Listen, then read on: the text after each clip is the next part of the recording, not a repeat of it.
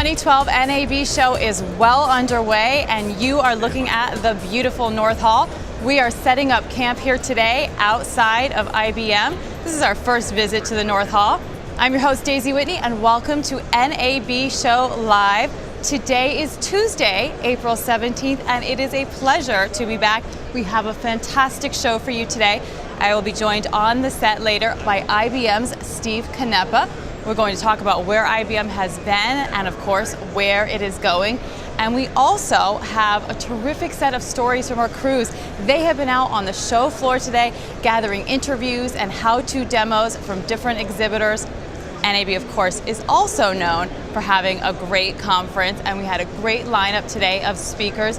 I know it can be hard to decide which sessions to go to, but that's why we have the highlights for you. Today, we heard from true industry luminaries, from James Cameron to Betty White.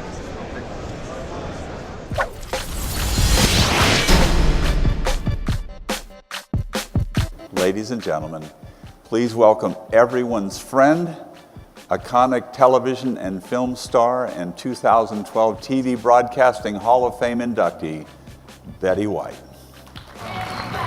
Oh, beautiful and heavy. What advice would you give to a young person starting his or her television or film career today? Appreciate it. Take your work seriously. Have fun with it, enjoy it, but take it seriously. Don't show up without being prepared, without doing your homework, because once it goes away, it can go away permanently.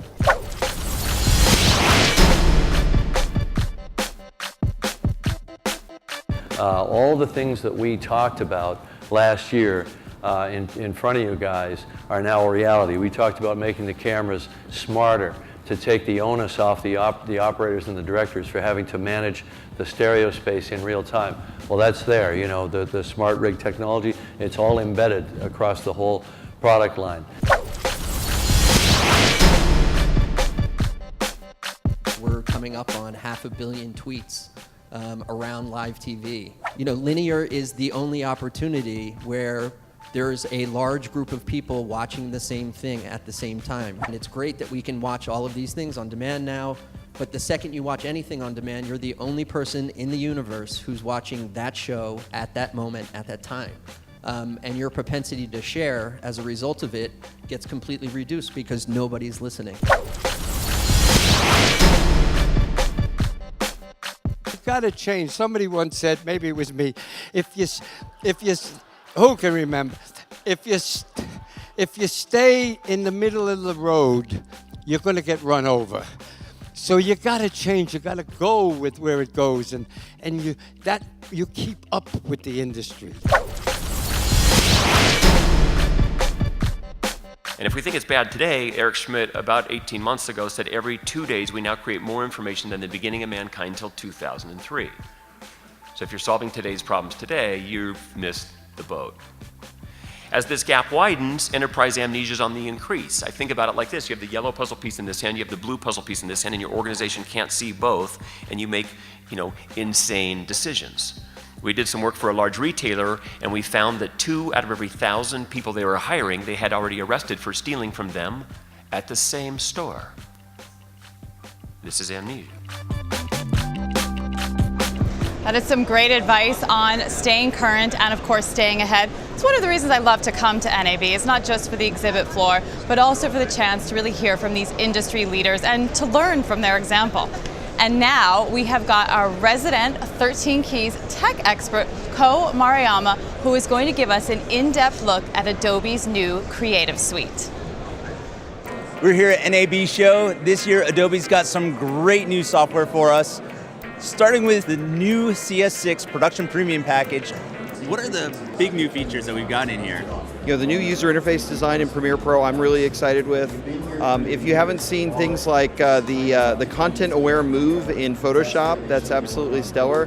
And something we're really excited about is, coming from the video background, Photoshop now has something in it called the Mercury graphics engine, just basically making everything so much smoother and so much faster. And that's something that everybody can benefit from. So the video products in Production Premium got a real injection of steroids this year, and they're just amazing. We've really tried to listen to what people who have moved from other applications to Premiere, what they really need in the application. So just in the timeline alone, there are over 55 little enhancements and improvements to the way the timeline works. Everything is more keyboard driven if you want it. There's new dynamic trimming controls, so you can actually select edit points and use JKL on the keyboard to really dial in and edit. Warp stabilizers now in Premiere. Rolling shutter repair for anybody shooting on DSLR cameras. That's now actually a drag and drop effect inside of Premiere Pro. And we've continued to work on output and file format support, both whether you're going out or whether you're coming in. In addition to Premiere Pro, After Effects got quite a bit of features in the new release. Probably the biggest new feature is a 3D camera tracker that we've added into After Effects. It just can really quickly take a two-dimensional video clip and figure out where a ground plane is, figure out where the wall is, and then you can instantly take a graphic or a text file or create a text layer and have that tracked right onto the wall or the floor or any other surface within your shot. Every application's been touched, every application's been revised. Big focus on performance, simplicity, and also some what I like to call the Adobe magic, things that you kind of look at and go, whoa, wait a minute, how'd they pull that off? So yeah, it's great release for us. We're really excited. Thanks, Carl. Absolutely, thank you. Here at the Plugin Pavilion, we've got an array of different plugins, and this Plugin Pavilion is thanks to Jim Tierney. Yeah, no, it came out really well this year. We have become an official NAB pavilion. That's why we have this fancy new sign that they gave to us, which we're super excited about. And being right here next to Adobe is a great location for us. And we've got 8 different companies with probably, 200 or 300 different plugins. So we've got New Blue over there doing a new titling tool for editors. You've got Red Giant, of course, Digital Anarchy doing visual effects plugins for After Effects and Final Cut. We're announcing our new Open Effects version, so people, sort of Vegas and Simulate and Nuke and all that stuff. So it's regardless of what host application people are using, you can probably find a plugin here that will help you out with whatever you're doing. Awesome, thank you, Jim. No problem, thank you. Now, Adobe, of course, is a fixture at NAB, and so is IBM. I am joined by IBM's Steve Canepa, who is the GM for Global Media and Entertainment. Steve, how many years has IBM been at NAB? I don't know. I've been coming a long time, Daisy. This is our 17th year that we've been here at NAB talking about the transformation of the industry. So how do you see IBM fitting within the ecosystem of all of these new products and services for media and entertainment? Well, it's been an amazing transformation. The industry really has embraced standards-based IT technology, as linear broadcasting became HD broadcasting, and now it becomes content to all kinds of different devices. The kind of capabilities that IBM has helps broadcasters transform their workflows and to be able to get their content out to all these different devices. So we really have been helping broadcasters all over the globe as they've transformed their businesses. Now, everybody knows who IBM is, but I'm not sure everybody yet knows what IBM is today. So how do you define what your focus is today? Yeah, well, what we do today is we take our hardware and software and services and we bundle that together into solutions for the industry that are specialized for the industry. So we work with broadcasters all over the globe as they transform their workflows, as they get connected with customers. One of the big changes that's happening in the industry, and you can see it here at the show floor at NAB, is that customers are now connected. As they're on mobile phones, they're on tablet computers, of course they're on their PC. And so it's not just linear broadcasted television anymore, it's broadcast across a lot of different channels. So helping that connection happen, helping broadcasters get smarter about how they can interface with clients and all those different platforms, that's what IBM's doing. Okay, let's talk about cloud computing a little bit. We hear the term in the cloud, services are in the cloud. I use Gmail only on the web, so that's my extent of cloud services. What does it mean for IBM and what does it mean for your broadcast partners? So cloud for us is just a natural evolution of the kind of work we've been doing for many years. And what cloud really represents is the idea, let's optimize where this technology lies to make it best for the broadcasters to serve their customers, to serve the consumers. So cloud can be the ability to take a capability and run it wherever it should run. So it should run on your premise as a broadcaster, or should it run off premise at a partner? And what we do is we enable the capability for you to use those kind of services. So cloud can mean content coming to you on any kind of device from a single location. And now what type of broadcasters are starting to rely on cloud computing more and more? Well, we're seeing it in the way that partnerships are being structured, and sometimes on investments that are being made on where they actually want to put their equipment. So one of the things, as an example, I did a study called Beyond Digital. We just published it this week. And what it talks about is with all the changes in usage behavior that consumers are going through, broadcasters have to be much more agile, much more flexible, and they reach those customers. So adding cloud capabilities to their traditional broadcast infrastructure gives them a lot more flexibility. Okay, I love research, so I want to hear a little bit more about this study. What are some other things that you learned from it, and specifically, what did you learn about consumer habits? So one of the interesting things that we've been doing these studies every year for the last 5 years, and so we do research in all the markets around the world, and then we compile that with other research that we're doing inside of IBM and kind of combine technology with the marketplace. And what we're seeing this year, which I think is really interesting, is we still think kind of the younger generations, the quicker adopters of technologies and new devices, but the reality is, from an age demographic standpoint, that's skewing much older now. And so some of the leading adopters of some of these new services are actually folks that are not the 20-somethings, that are adopting new devices. The other change that I think is really important that came out of our research this year is that it's not just traditional segmentation anymore. In fact, we did a paper about 5 years ago called In the Broadcast as We Know It. And there we talked about we really have to move from mass audiences to segmenting and targeting smaller demographics of audiences. What this paper really shows is what we need to think about is behavioral segmentation. That consumers actually behave differently on different devices and want to behave differently on different devices. So not only do you have to put the content on any device at any time for consumers, but you have to put it in a format that they really want to consume. Now, I've spent some time on your website. You service a lot of different business areas. Give us a couple examples of the type of customers that IBM is focused on. Well, we work with all the major broadcasters around the world, cable operators, all the program producers, etc. So we work with the game segment as an example of the industry, or the emerging firms like in search or social. One of the benefits of being a global company is not only do we see changes and trends that happen in different markets around the world, but we see these changes that are happening in the different segments of the industry. So we can take learnings from the game segment as an example, where you're in this real-time interactive environment, and start to apply that to the kind of services, next generation services that broadcasters are doing. The other thing that we're seeing is this movement to data, big data. So we think about consumers consuming content on mobile phones and devices and tablets. The reality is they're publishing information as well into the web, in blogs and posts and tweets. And with some of our new analytics software, we can actually read that information at scale.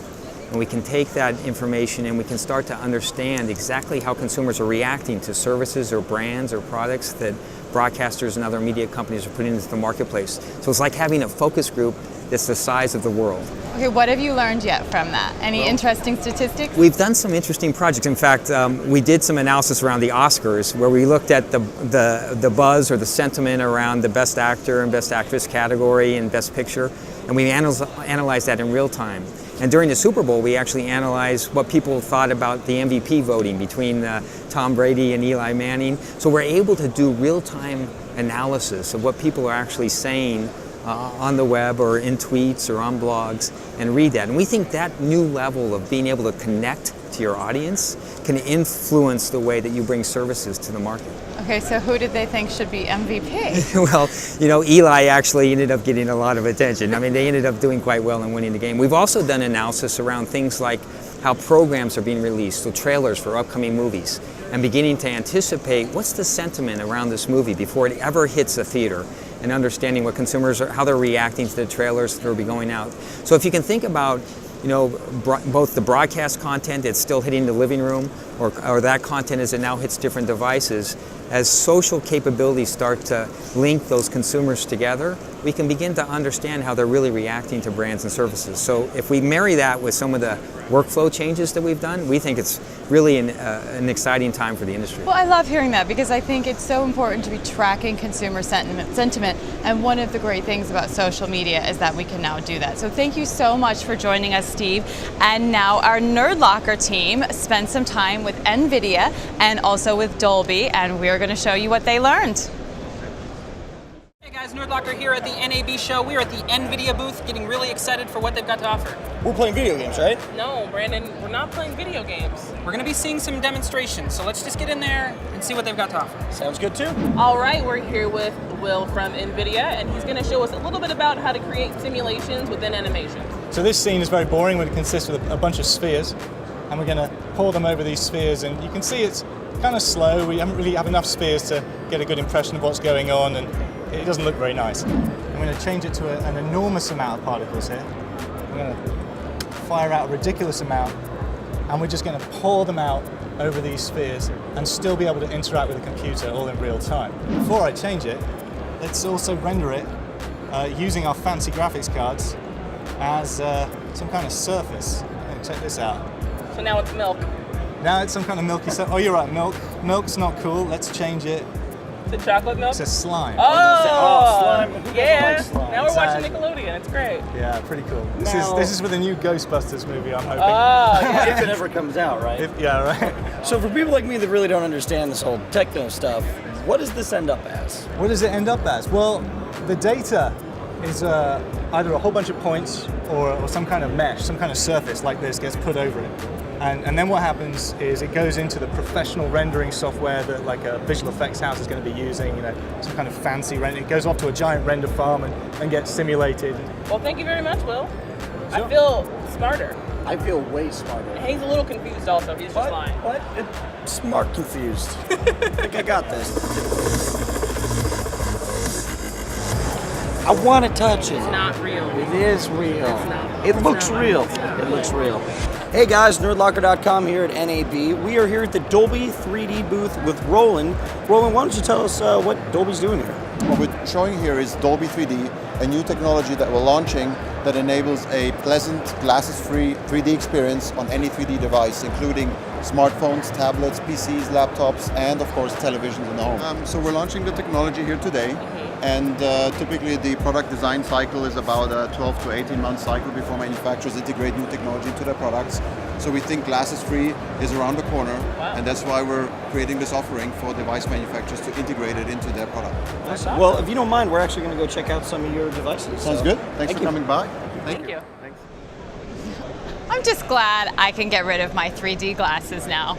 Now, Will Richmond at Video News is one of the foremost experts on the business of online video. He is tracking it every day and following it. And here at NAB, he has talked to executives at some of the most innovative online video technology firms. Will Richmond here with Video News, and Jeremy Helfand, VP of Monetization at Adobe, is joining me. Hi, Jeremy. Hi, Will. First, tell us a little bit about your product area at Adobe. I continue to be responsible for Auditude at Adobe. As you know, Auditude was acquired by Adobe back in the fourth quarter of last year. Yeah. And so our focus continues to be provide the leading ad management and monetization platform for premium publishers and media companies. You mentioned Project Primetime. Just spend a moment telling our viewers about what that is. Sure. So Project Primetime is the industry's first fully integrated solution to allow broadcasters, media companies to take their linear content and easily turn that into digital monetizable content across any IP-based device, whether that be a smartphone or tablet, IPTV, gaming console. We're coming in with a product that actually combines transcoding, transport, project management or automating workflows, as well as collaboration.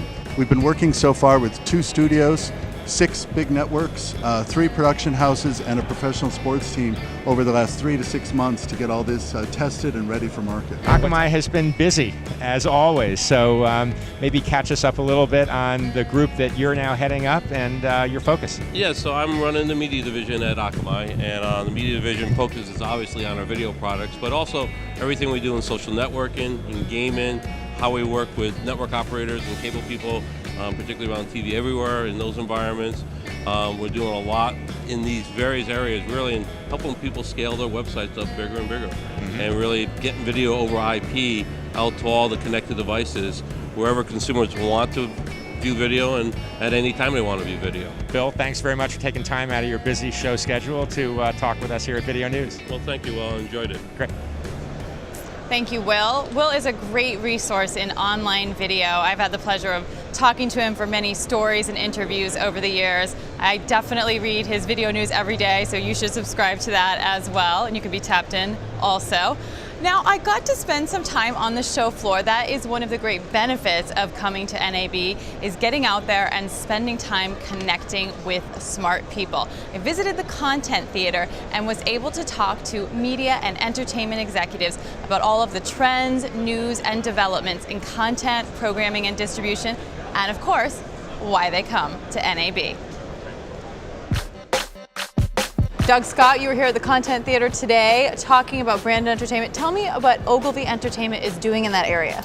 Well, currently what we're doing is we're developing a series for DuPont. It's called Horizons. We're in our second season with the BBC. It's a 20-episode series focused on the companies, countries, and industries that are going to change the world and help us address the population growth of 7 billion. We also are going into our sixth season with Hellmann's Mayonnaise, with a real food series that we've developed for them, which is a broadband program. And for us, it's about original content that emanates from a brand's brief and really extends across platform. So how does the Content Theater help you? Well, the Content Theater is a great forum for us to talk about where the industry is headed. It allows us to speak to producers, distributors, broadcasters about how they can collaborate with creative agencies, media agencies, and brands alike to create original content that really can get a brand into the cultural context of society today. Ken, what are you doing here at NAB? Well, we're meeting with all of our clients. When the broadcasters come together, we love to meet them and exchange information, find out what's going on in the marketplace. Now, I imagine this is not your first NAB. How many times have you been to the show? Oh God, probably 10, 15 times. We've come, when I used to be head of distribution at the WB, we'd have our affiliates meeting here, and since I came to Warner Brothers, I've continued that tradition, because anytime you can meet with your clients in a relaxed atmosphere, not necessarily selling, it's a really good thing. And will you spend time on the show floor, or will most of your time be at meetings? No, mostly here at the Encore, usually half hour, 45 minutes sitting down, as I said, asking them, what's going on, what should we be contemplating, what trends are occurring. So it's mostly that kind of a situation. But it saves an enormous amount of travel and wear and tear for all of us. We will have more tomorrow with other entertainment executives on new ways of sharing content with viewers. And again, we are here in the beautiful North Hall at NAB. Now, a few weeks ago, this was just a concrete canvas, and now it is filled with these beautiful booths showcasing the latest in cutting-edge technology and services for broadcasters. You've got to make sure you spend some time on the show floor, visit these booths, check out the latest and greatest that they have. I'm really excited about our next report. We have Butch Stearns from the Pulse Network, and he is going to bring us an interview with TV star Emmanuel Lewis. Las Vegas is the land of celebrities. And that's not me. We're talking about Emmanuel Lewis sitting next to us. My friend, how are you? I'm doing well, sir. How are you? Good to see you. Nice to meet you. It is my pleasure, Butch. You first burst on the scene with fame and fortune with Webster, right? Yes. To this day, do people still say, hey, Webster, when you're walking around? All the time. You take it as a compliment? You love it? Absolutely. It's part of my life legacy, you know, so I would be a fool to shun that. We work very hard to put out good shows in the years where every episode meant something. There was a theme for something. It stood for something. So I'm very proud of that. I don't look for it by any means. I go about my day doing whatever it is that I'm looking to do, but I appreciate the adulation from my friends and fans. You understand how to look into a camera, how to create content. So for all the people that are at this show, because everybody's a communicator now in their businesses, whether they want to realize it or not, what advice do you have for them about creating great content? Content becomes great when it's where it's derived from. What are you doing it for? If you don't go back to origins of what that product is all about, that changes the dynamics greatly. If you're doing it for the fame, the fortune, or for money, or to get your 5 minutes of fame, then the content won't be that great. It's not genuine. But when you have a real, genuine feeling about what you're doing, something you absolutely believe in, something you would almost do it for free for, something you would just really have a great deal of passion about it, it comes through. You can't fake real. You know, you got to bring that kind of essence to the table. And when you do, everybody in the building will notice, and everybody will love you that much more because it comes from a real place. And so, you know, in my house, my household, the family, friends I've known over the years, it's always about, you know, bringing you to the table, bringing what's inside you and letting that shine. So my grandma always had my great-grandmother always had a favorite song, and I always keep that to my heart. And she would always sing, you know, Southern Baptist, you know, lady, this little light of mine, I'm gonna let it shine. And I always thought that was, you know, something that I would take with me, because, you know, that's what it's all about. I have this little light, and I want to share it with everyone. So this little light of mine, awesome. I'm gonna let it shine. Thank you, Butch. And I love that insight from Emmanuel, and I agree with it. You have got to have passion if you want to make something that lasts. And now our Andrea Allen from Vimeo got to play tour guide today with Director of Photography Philip Bloom. She got him out of the exhibit hall, a little bit of an unconventional setting for an interview. Take it away, Andrea.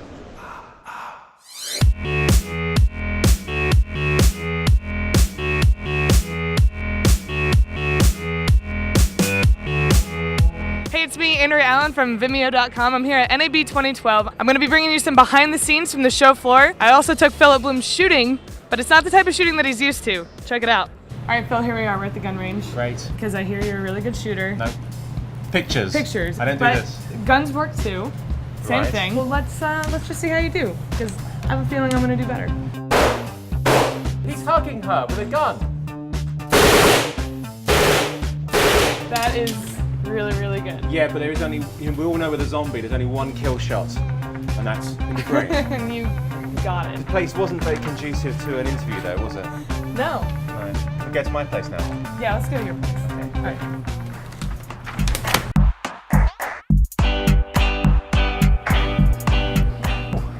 Phil, what do you think?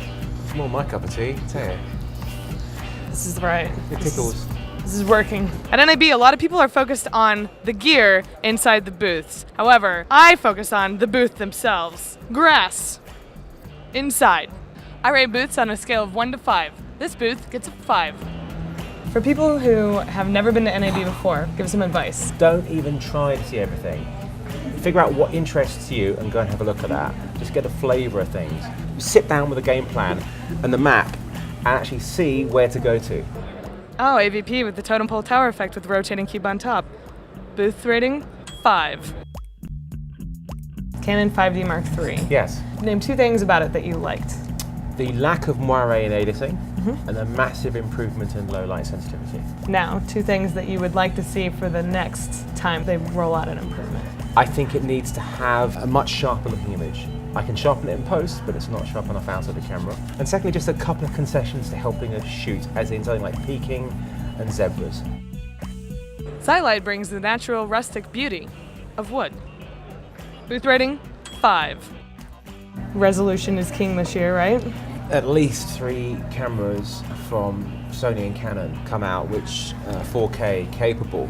I don't want people to be obsessing over, I'm not going to buy this camera because it doesn't have 4K. And I will just ask that person, who's your client who's going to take that 4K right now? Because the biggest problem we have is, where do we show it? Christie has really outdone themselves with the use of these stunning animatronics. They're so lifelike. My booth rating, 5, because they're really pretty. Right, let's go. I still need mine done No, though. we have to go. We've got a show to go to. But I didn't. I've No just time. been so. I feel good. Phil, That's what wait, matters. I didn't. See ya. Come on.